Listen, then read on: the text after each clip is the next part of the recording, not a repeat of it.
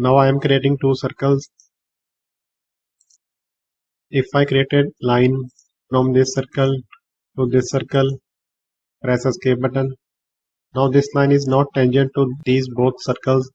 For tangent line, first of all delete this line.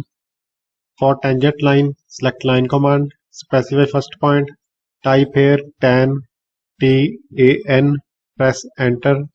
Now specify first point. I select this circle, click anywhere on this circle. The line will be tangent to this circle.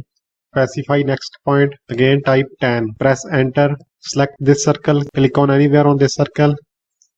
Press escape button. Now this line is tangent to both these circles. Again I select line command. I type tan. Press enter. Select this circle. Again type tan. Press enter. Select this circle. Press escape button. Now both lines are tangent to these both circles.